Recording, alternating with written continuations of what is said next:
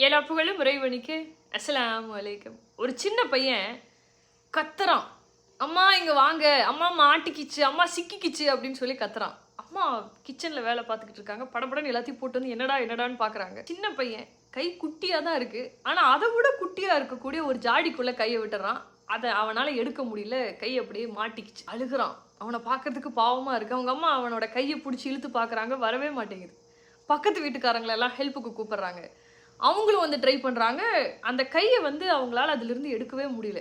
பாவம் அந்த பையன் ரொம்ப அழுகிறான், பயந்துடுறான். அவன் கொஞ்ச நேரத்தில் என்ன பண்ணுறாங்க, வேலைக்கு போயிருக்கிற அப்பாவுக்கு ஃபோன் பண்ணி நடந்த விஷயத்த சொல்லி அவர் அவசரமாக வீட்டுக்கு வர சொல்கிறாங்க. அவரும் வந்துடுறாரு, வந்து பார்க்குறாரு, ட்ரை பண்ணுறாரு. பாவம் அப்பானாலையும் எடுக்க முடியல. அப்பாவுக்கு ஒரு விஷயம் மட்டும் தெளிவாக புரியுது, கையை நாம ஃபோர்ஸ் பண்ணி இழுத்தோம் அப்படின்னு சொன்னால் அவனுக்கு ரொம்ப வலிச்சிரும். ஆனாலும் வெளியில் வர்றதுக்கு வாய்ப்பு இருக்கிற மாதிரி தெரியல.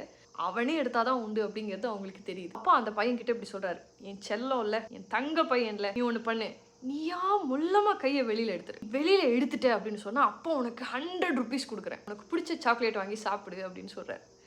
சொன்ன அடுத்த நிமிஷத்துல கையை அவனா வெளியில எடுத்துறான். கையை வெளியில எடுக்கும்போது சில்லற காசெல்லாம் அப்படியே உள்ளுக்குள்ள விழுகுது. இப்போ என்ன நடந்திருக்குன்னு சொன்னா, ஜாடிக்குள்ள நிறைய சில்லற காசு இருந்திருக்கு. அவன் அதை எடுத்து கையை இப்படி வச்சுக்கிட்டான்.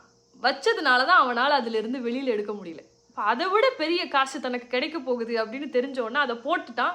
கையை எளிமையாக அவனால் எடுக்க முடிஞ்சது. இப்போ இது எதுக்காக நான் சொல்றேன்னு சொன்னால், நிறைய நேரங்களில் மனுஷங்க நாம் இப்படி தான் சிக்கி இருக்கும். தேவையில்லாத மனிதர்கள், கெட்ட மனிதர்கள், தேவையில்லாத உறவுகள் எல்லாம் இந்த மாதிரி இறுக்கி பிடிச்சி வச்சிருக்கும் போது நமக்கு வலியும் வேதனையும் மட்டும்தான் கிடைக்கும். ஆனால் இந்த உலகம் ரொம்ப பெருசு. இந்த நிறைய புதுமையான விஷயங்கள் நமக்கு கிடைக்கும். இந்த உலகம் நமக்கு புதிய மனிதர்களை, நல்ல உறவுகளை கொடுக்கறதுக்கு காத்துக்கிட்டு இருக்கு அப்படிங்கிறத நம்ம தெரிஞ்சுக்கிட்டோன்னு சொன்னால் இந்த மாதிரி நம்ம சிக்கிக்க மாட்டோம்.